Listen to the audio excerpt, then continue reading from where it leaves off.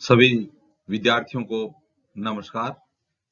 अपने इस YouTube channel पर आपका स्वागत है एवं अभिनंदन। हाँ तो विद्यार्थियों, आज हम कक्षा 11th विषय राजनीति विज्ञान से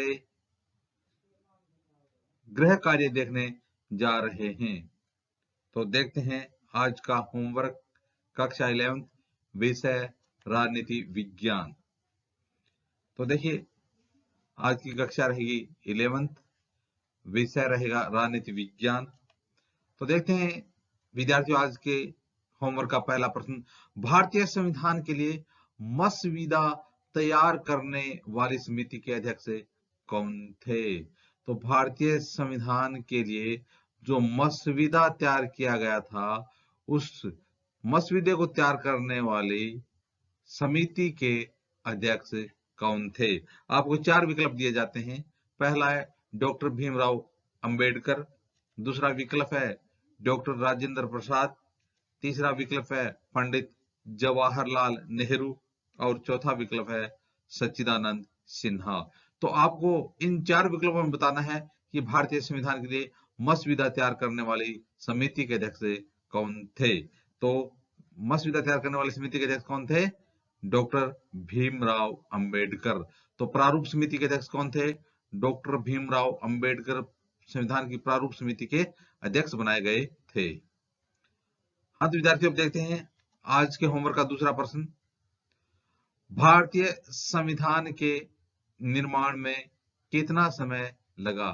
तो आपको बताना है कि भारतीय संविधान को बनाने में कितना समय लगा। विकल्प 1 2 वर्ष 7 माह 23 दिन, विकल्प 2 2 वर्ष 11 माह 18 दिन, विकल्प नंबर 3 2 वर्ष 11 माह 14 दिन और विकल्प नंबर 4 11 वर्ष 11 माह 23 वर्ष।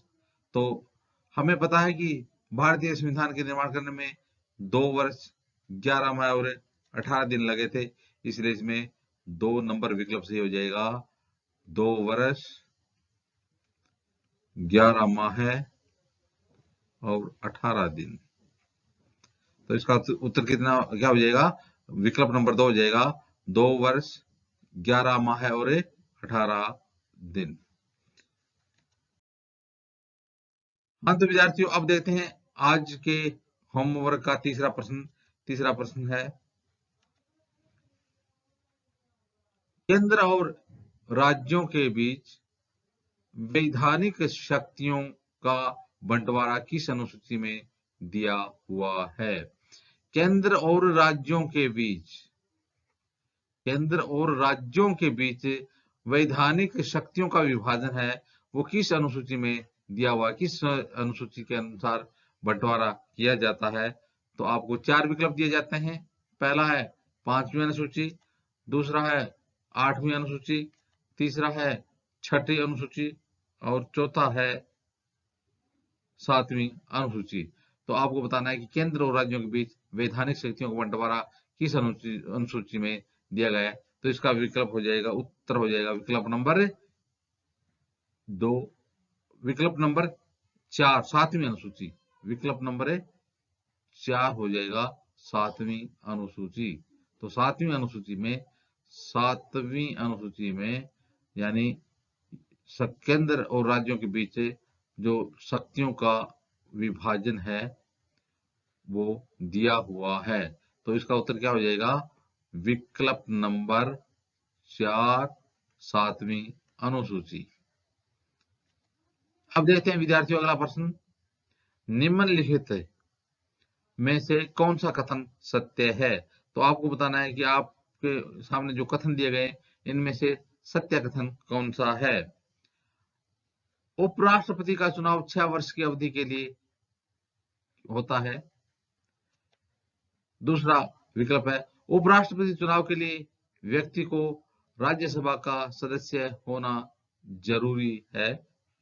विकल्प नंबर 3, उपराष्ट्रपति के चुनाव का निर्वाचक मंडल राष्ट्रपति के चुनाव के निर्वाचक मंडल से भिन्न होता है। विकल्प नंबर 4, मंत्रिमंडल राष्ट्रपति के प्रति उत्तरदायी होता है। तो यह कह रहा कि निम्नलिखित में से कौन सा कथन सत्य है, सही कथन कौन सा है वो छांटना है हमें। तो पहला है उपराष्ट्रपति का चुनाव 6 वर्ष की अवधि के लिए किया जाता है। नहीं, उपराष्ट्रपति का चुनाव तो 5 वर्ष की अवधि के लिए किया जाता है। गलत हो गया। हमें देखना है कि सही कथन कौन सा है। तो यह तो गलत हो गया। दूसरा, उपराष्ट्रपति चुनाव के लिए व्यक्ति को राज्यसभा का सदस्य होना जरूरी है। नहीं, कोई जरूरी नहीं है उपराष्ट्रपति चुनाव के लिए व्यक्ति को राज्यसभा का सदस्य होना। गलत हो गया। तीसरा है, उपराष्ट्रपति के चुनाव का निर्वाचक मंडल होता है वो राष्ट्रपति के चुनाव के निर्वाचक मंडल से भिन्न होता है। यह सही सत्य कथन हो जाएगा, क्योंकि जो राष्ट्रपति का चुनाव होता है उसमें लोकसभा, राज्यसभा और विधानसभा के सदस्य भाग लेते हैं, जबकि उपराष्ट्रपति के चुनाव में लोकसभा और राज्यसभा के सदस्य भाग लेते हैं। जो राष्ट्रपति का चुनाव होता है उसमें मनोनीत सदस्य भाग नहीं लेते हैं और उपराष्ट्रपति के चुनाव में मनोनीत सदस्य भाग लेते हैं। तो इस प्रकार से उपराष्ट्रपति के चुनाव का निर्वाचक मंडल होता है वो राष्ट्रपति के चुनाव के निर्वाचक मंडल से भिन्न होता है। आगे है, मंत्रिमंडल राष्ट्रपति के प्रति उत्तरदायी होता है। तो देखिए, मंत्रिमंडल होता है वो सामूहिक रूप से लोकसभा के प्रति उत्तरदायी होता है, इसलिए ये सारे गलत हो जाएंगे। विकल्प नंबर 3 सही हो जाएगा। क्या कि उपराष्ट्रपति के चुनाव का निर्वाचक मंडल राष्ट्रपति के चुनाव के निर्वाचक मंडल से भिन्न होता है। हाँ तो विद्यार्थियों, अब देखते हैं आज के होमवर्क का पांचवा प्रश्न है, राज्य में महाधिवक्ता की नियुक्ति किसके द्वारा की जाती है?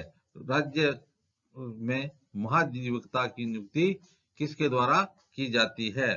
तो देखिए, विकल्प नंबर 1 राज्यपाल, विकल्प नंबर 2 राष्ट्रपति, विकल्प नंबर 3 मुख्य न्यायाधीश और विकल्प नंबर 4 है प्रधानमंत्री।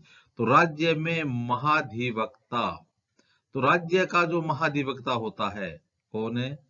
महाधिवक्ता, राज्य का महाधिवक्ता। तो राज्य के महाधिवक्ता की नियुक्ति किसके द्वारा की जाती है? तो एक नंबर विकल्प राज्यपाल, 2 नंबर राष्ट्रपति, 3 नंबर मुख्य न्यायाधीश और 4 नंबर है प्रधानमंत्री। तो इसमें कौन सा सही हो जाएगा? इसमें हो जाएगा नंबर 1 राज्यपाल। तो राज्यपाल अनुच्छेद 165 के तहत राज्य में महाधिवक्ता की नियुक्ति करता है।